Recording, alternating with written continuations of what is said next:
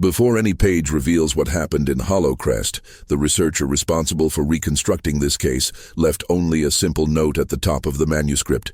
Comment on which city you are watching from, and what time it is there now. He did not explain why. Perhaps he was just looking for a point of contact with the present before diving into the winter of 1873, when what remained of this archive still breathed amid dust, damp wood, and a succession of silences that were never translated. They said that, at that time, Hollowcrest was just a community scattered among narrow valleys, dark streams, and wooden houses that never saw the full sun during winter. The mountains, lined up like ancient walls, filtered the light and brought a permanent cold, a cold that shaped the mood, the routine, and even the way people looked at each other. The county had no more than 150 residents. They were lumberjacks, small farmers, carpenters, a few Civil War veterans trying to start over, and families who had built their lives in what they called the last region where faith still kept men honest. That's how they described themselves. And that's how they described Eleanor Harrow, the widow who would become the center of the case. The daughter of Scottish settlers, she was thin, reserved, and always dressed in dark clothes.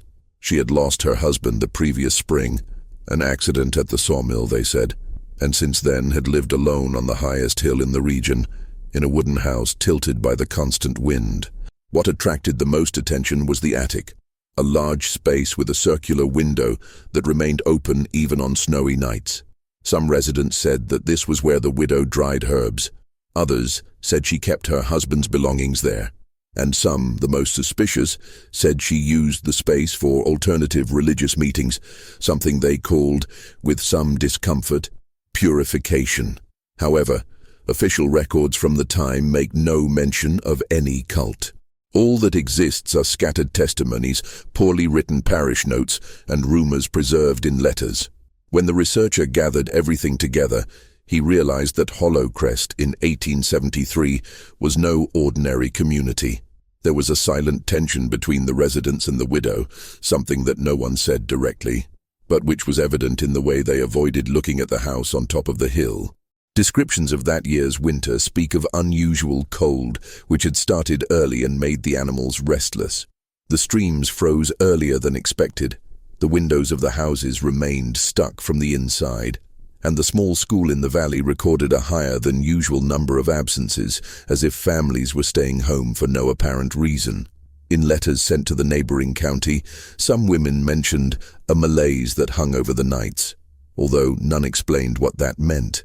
And it was in this setting that the figure of the 16 residents emerged, who, according to some reports, participated in nightly gatherings at the widow's house. They were men and women of different ages, all local workers.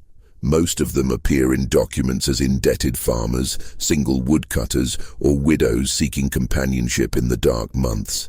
No one formally recorded that a group existed, but there are cross-references in 3 different documents. And that was enough for the researcher to suggest that those meetings were more organized than they appeared. What is known is that Eleanor Harrow rarely went down to the valley. She preferred to receive people at the top of the hill, always after sunset. Some neighbors reported dim lights coming from the attic, like a row of lamps. Others said they heard slow, shuffling footsteps, perfectly rhythmic, as if there were a repetitive practice going on there. However, no one described anything extraordinary, but rather something that, for the time, could still be interpreted as an unusual variation of domestic worship, common in isolated regions of the Appalachians. The introduction to this case, therefore, does not begin with a disappearance, but with a pattern of silence. People went up to that house. They participated in something. They came back different, according to some. And yet, no one reported conflict, dispute, or explicit fear. All the gaps begin to close or open when the researcher finds a strange detail in the county record book.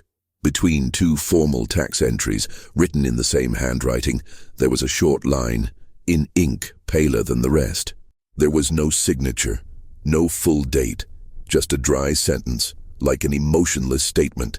On the night of December 3rd, 16 worshippers went up to the house of the widow Harrow. None of them returned. But the strangest thing was not in the sentence, but in what came right below it. When the researcher tried to reconstruct Hollowcrest's routine before the disappearance, he realized that nothing in that valley happened abruptly. The changes were slow, almost imperceptible, like the gradual freezing of the stream that ran through the village. It was necessary to observe carefully, as the old chroniclers would have done, to understand that the signs had been there long before the night of December 3rd. In the months leading up to the event, life in the county followed a predictable rhythm. The men woke up before sunrise, when the sun managed to cross the mountains, and walked to the logging areas. The sawmill operated with constant noise, but that year, according to reports, the sound seemed muffled, as if winter had thickened the air. Women tended small gardens, animals and children, trying to keep their homes warm as the available firewood dwindled faster than usual. Letters preserved in the archives speak of a hard, long and early winter, the kind of season that put Hollowcrest into a state of involuntary seclusion. It is in this setting that Eleanor Harrow enters the historical narrative more clearly. Before becoming a widow, she was seen as a discreet presence, someone who did not elicit affection, but also did not arouse fear. After her husband's death, however, residents noticed that she spoke less, closed the windows of her house in an unusual way, and spent long periods in the attic. A neighbor, in a statement given decades later, said that Eleanor seemed to talk to the shadows, but the researcher interpreted this type of phrase as mere exaggeration of rural memory. After all, prolonged loneliness makes any gesture seem strange. The point that really stands out in the reports is the increasing frequency of visitors to the top of the hill. At first there were 2 or 3, then 6. In a letter dated October, a local teacher mentions a group that seems to gather to pray, or perhaps to create a kind of mutual aid fellowship. She does not describe rituals, only meetings. She adds, "They seem more like people seeking comfort than practicing something secret." The researcher highlights this because it debunks sensationalist versions that arose years later. There is no indication that the meetings were prohibited, dangerous, or clandestine. They were, by all accounts, nighttime gatherings motivated by loneliness, financial difficulties, and the feeling that winter would last longer than the community's physical and emotional health could withstand. Among the 16 most frequently mentioned attendees in the records, there were distinct profiles. Jonas Weller, a woodcutter in his 30s, known for working more than his body could bear. Margaret Doyle, a recent widow who had already lost 2 young children. Samuel Kerr, an indebted farmer described as a man who feared looking at his own papers. Helen and Ruth Wainfield, sisters who ran a small sheep farm. And other scattered names, some mentioned only in passing, others without a recorded surname. The diversity of these people suggests that the meetings were more emotional than ideological. They were vulnerable individuals trying to find some kind of invisible stability in the long nights. Perhaps they found companionship there, perhaps just attention. The researcher argues that in isolated communities, winter changes the way people get closer, and also how they lose themselves. There are reports that, in the previous weeks, some residents began to notice small, almost trivial details, but which later gained significance. For example, the fact that Jonas Weller always came down the hill more quietly than he went up, or that Margaret Doyle mentioned in a conversation with the teacher that the night seems lighter from the top of Eleanor's house. A common phrase, but one that was repeated in another testimony years later, as if it had marked someone. There is also mention of a lamp that was always lit in the attic, even when there were no visitors. A low-flame lamp, described as yellowish, almost tired, visible from the main road. Some said it meant that Eleanor never went to bed early. Others said she was afraid of the dense darkness of the mountains. None of the reports give any indication of hidden motives, just a lonely routine. There was, however, one episode that stood out among the testimonies. One night when Helen and Ruth Wainfield came down the hill earlier than usual, walking quickly, their coats clutched tightly to their chests. A neighbor saw them pass by and said they looked like they had been startled by something. When questioned the next day, both said they had just felt ill because of the cold. But the neighbor insisted decades later that there was something strange about their faces. Not fear, but a discomfort I could never explain. The researcher treats this point with caution. Late memories tend to become distorted, but he acknowledges that everything in Hollowcrest was moving toward a point of silent tension. Nights that were too long, meetings that were too frequent, glances that were too often avoided. And yet, there is no record of fighting, abuse of authority, territorial disputes, or religious conflict. It was as if the mystery was forming in what was not said. In the last few days before the night of December 3rd, some residents reported seeing small groups climbing the hill in absolute silence, a silence that, according to one letter, was heavier than the falling snow itself. There was no singing, no lanterns being carried, no haste or hesitation. It was a slow, steady, almost resigned march. The researcher believes that the key to the case lies precisely in this earlier period, in the routines that change subtly, in the gestures that go unnoticed, in the school notebooks with accumulated absences, and in the lanterns that burn too long. Nothing screamed danger, nothing foreshadowed tragedy, but someone at some point realized that a line was about to be crossed. And then, on a cold morning, when the accumulated snow already covered half the road and the stream had become a sheet of ice, a resident came down to the village with information that would definitively alter the course of the narrative. He had climbed the hill before dawn, and the widow's house was open. Reconstructing the night of December 3rd, 1873, was, for the researcher, the most delicate part of this file. Not because of a lack of data. There were entire pages of belated statements, fragmented notes, and an incomplete report from the local patrol, but because all the accounts agreed on one disturbing point. No one saw anything explicitly wrong, and yet something irreversible happened that night. The man who found the widow's house open before dawn was named Thomas Elridge, a farmer who lived near the main road. He occasionally climbed the hill to deliver firewood, and said he decided to go early that day because he had heard a lamp burning late, something that did not usually happen in early December, when the cold forced residents to stay indoors. His testimony, given 8 years later, describes the scene with a precision that caught the researcher's attention. Thomas stated that, halfway up the trail, he noticed that there were no recent footprints. The mountain wind quickly erased tracks, but that morning the accumulated frost seemed intact. The trail was quieter than usual, with the trees completely still. According to him, even the birds seemed to have postponed the day. When he saw the house at the top, he noticed that the door was ajar, pushed by the wind, tapping lightly against the wooden structure. No sign of movement, no beam of light coming from the attic, no lamp. The house was still. The researcher reconstructed this moment in rich detail by cross-referencing Thomas's testimony with the patrol report. The door was indeed open.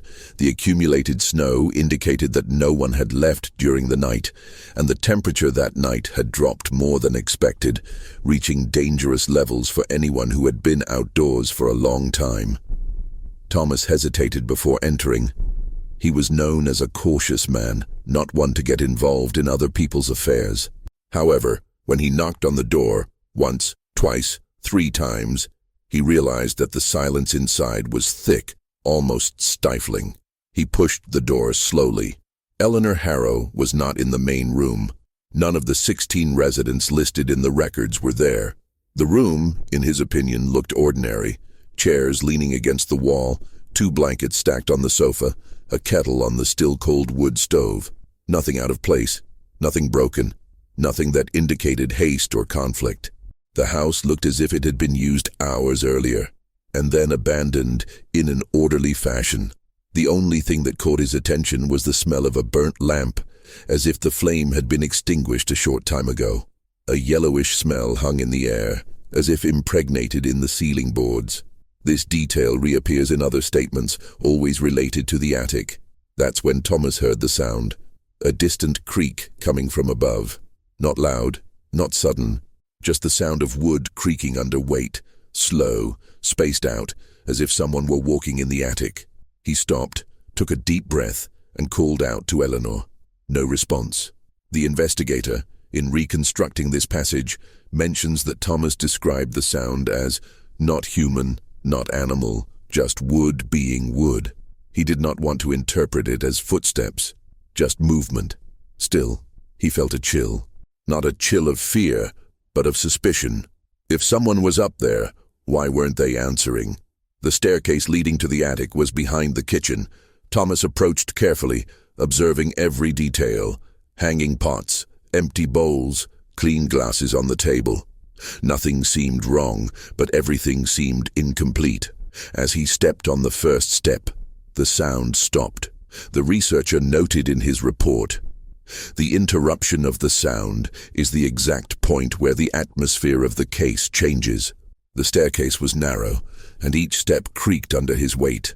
Thomas climbed slowly, feeling the air grow colder as he approached the attic. He says that the circular window, seen so many times from the valley, was now wide open, letting in a draft that stirred the thin curtains. When he reached the top step, he realized that the attic was empty, completely empty. There were no cushions on the floor, no lit lamps, no blankets, benches, tables, nothing to suggest a gathering. It was just a large space with a low ceiling and an old structure. The grey light of dawn illuminated the wooden planks, revealing small marks on the floor, like recent scratches or scrapes. Thomas did not say they were footprints. The researcher did not classify them as such either. But there was a pattern. Marks in circles, marks in lines, overlapping marks, as if objects had been moved or dragged in the previous days. What impressed him most, and he repeated this twice in his statements, was the silence inside the attic. A silence so heavy that it seemed to absorb any external noise. Even with the window open, the wind made no sound inside. Thomas hurried down the stairs. In the main room, he called out to Eleanor again. Nothing. Before leaving, he noticed an additional detail. There were 3 coats hanging on the coat rack, all with dry snow on the bottom hem, as if they had been worn recently. He recognized one of them, Margaret Doyle's. As he left, Thomas left the door ajar, intending to warn the neighbors.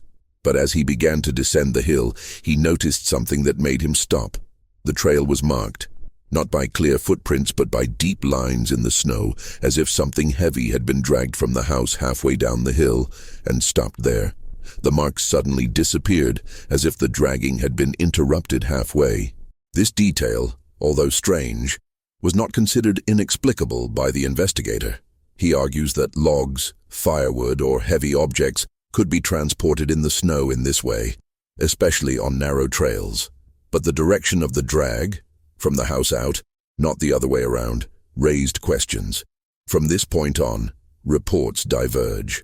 Some residents claim to have seen the house lit up that night, shortly before the snow thickened. Others say they heard low voices coming from the hill, although no one claims to have understood the words. One of the letters mentions a line of shadows entering the house about an hour after sunset, but there is no consensus. The researcher cut out every detail, reviewed every fragment, and tried to put together a coherent timeline. Between 7 and 8 p.m., some of the 16 visitors climbed the hill.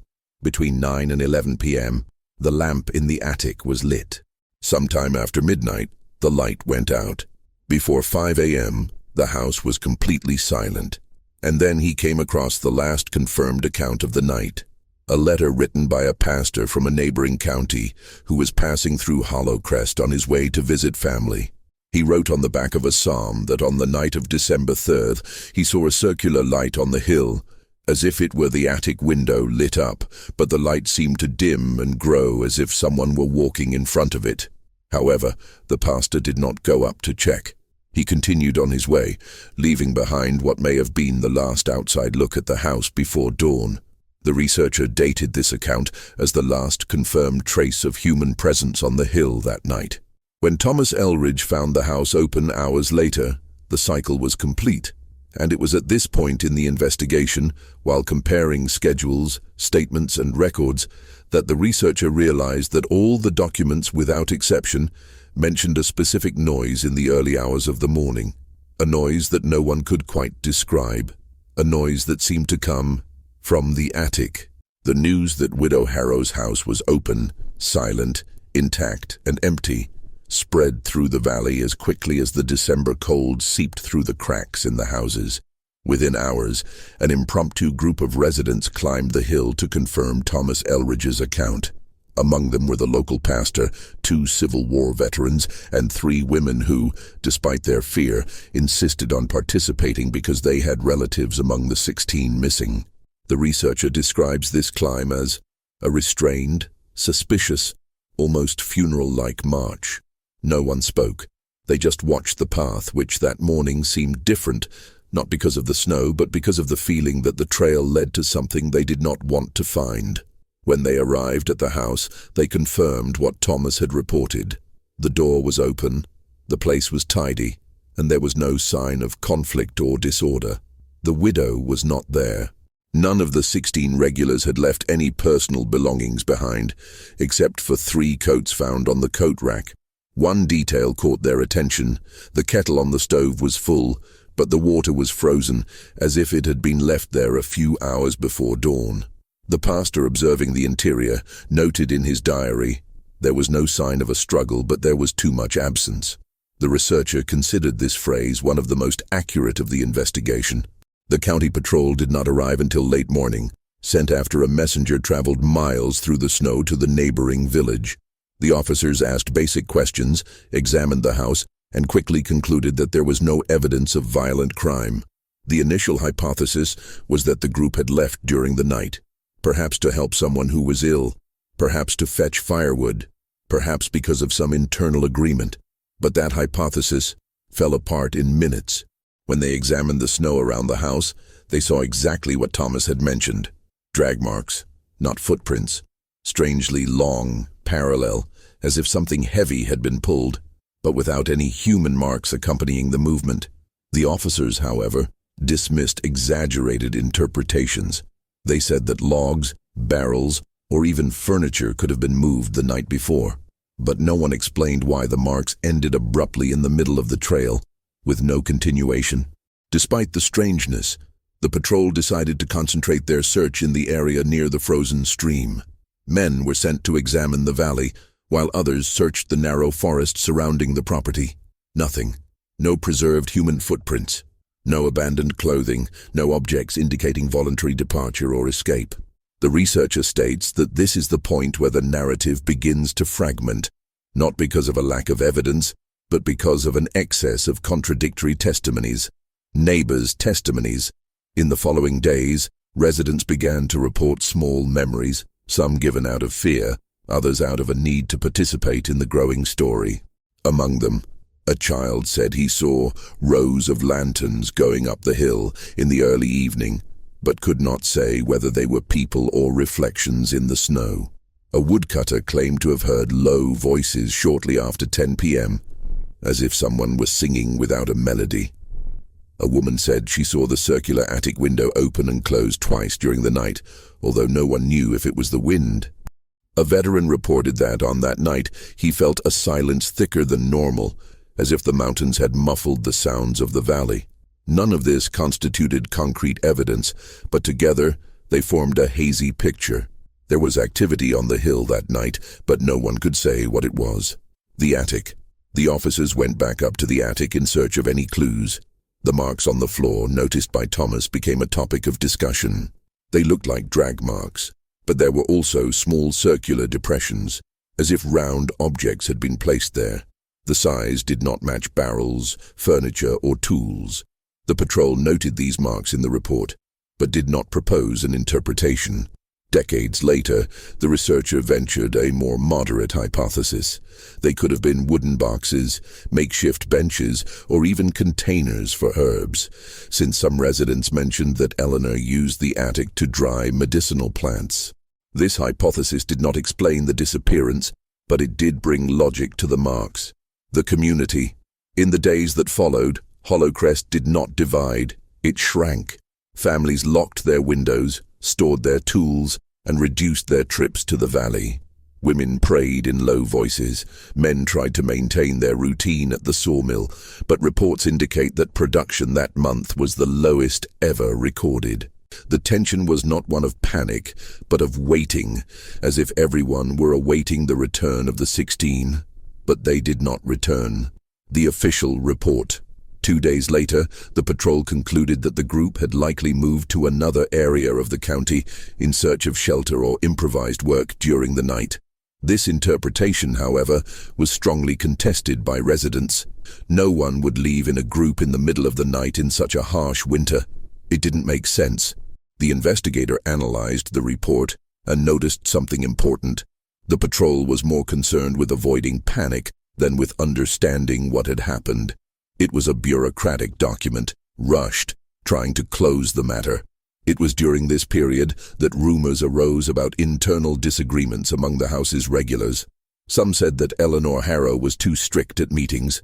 Others said that Samuel Kerr was involved in dangerous debts. But none of this was ever proven. The researcher concluded that the disappearance was not the result of collective violence or a fight. If there had been conflict, the house would have shown signs of it. The clothes, bodies, and objects would have been there. But they weren't. The human revelation. After cross-referencing all the information, the weather at the time, profiles of the missing persons, community dynamics, agricultural records, work schedules, and neighbors' accounts, the researcher proposed a painful and plausible human interpretation. A group of vulnerable people, emotionally worn down by winter, loneliness, and recent losses, gathered that night for a kind of mutual support that no one outside the group knew about. Perhaps a longer conversation, perhaps a kind of vigil, perhaps a collective agreement to face the worst time of the year. Not a ritual, but an intimate moment of sharing and silence. It is possible that, at some point in the early hours of the morning, they decided to go out together, perhaps to help someone, perhaps to check something in the woods, perhaps to rescue an animal or fetch firewood before dawn. A hasty decision, made in extreme cold, which may have led the group to get lost in the snow, something very common in the region according to records from that time.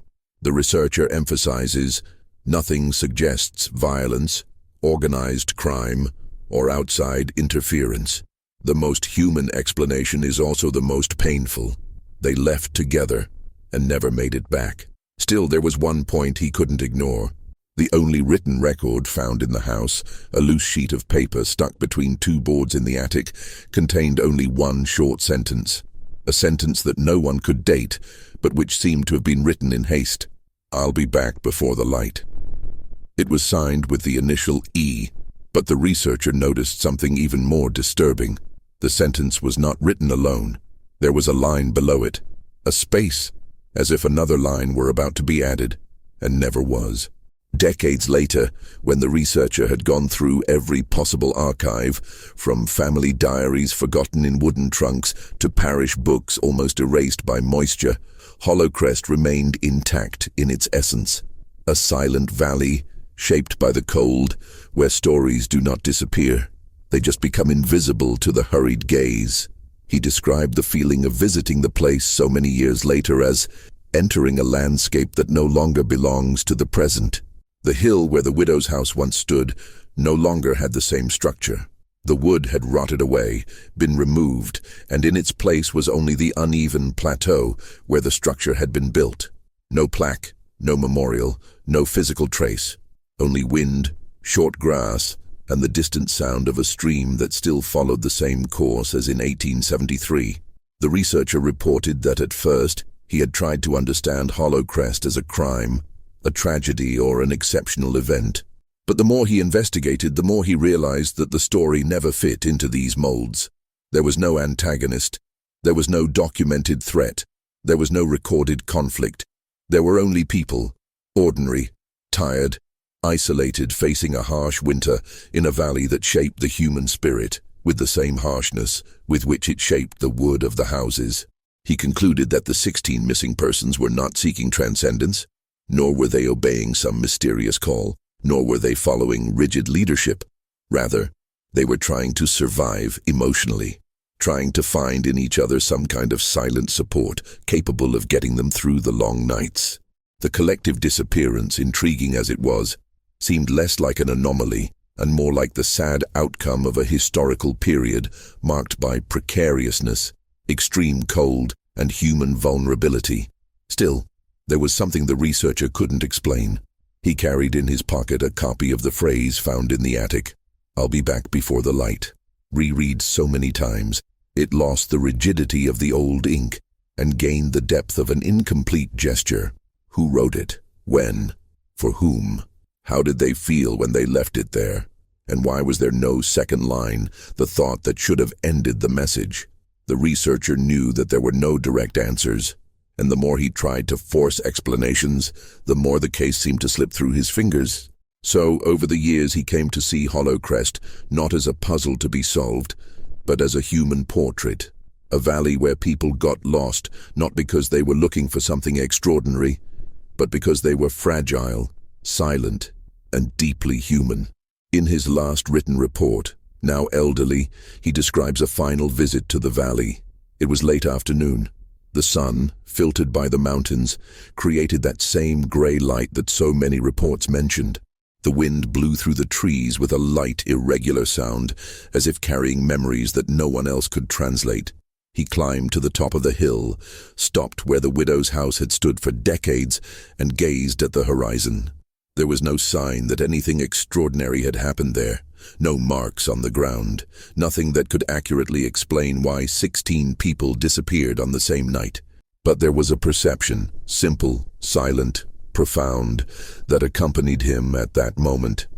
That the story of Hollowcrest was not about disappearance, but about presence. The presence of fragile lives, of decisions made at the emotional limit, of a winter that did not forgive hesitation, and of a community that, however united it seemed, still carried its internal silences. The researcher believed that, in the end, every historical disappearance holds a reflection of the human condition. In Hollowcrest, that reflection was not in the absence of the 16, but in the small marks they left behind, incomplete letters, fragmented testimonies, unspoken gestures, encounters that were never fully understood. That was what remained, not the mystery, but the humanity. Leaving the top of the hill, the researcher took a deep breath. The cold air felt ancient, as if it came from that same December so many years ago. He looked back one last time at that space where so many questions had formed, and understood that some stories don't end. They just stop being told. And when they fall silent, they leave the viewer with something that no investigation can fill: the vastness of what was never said.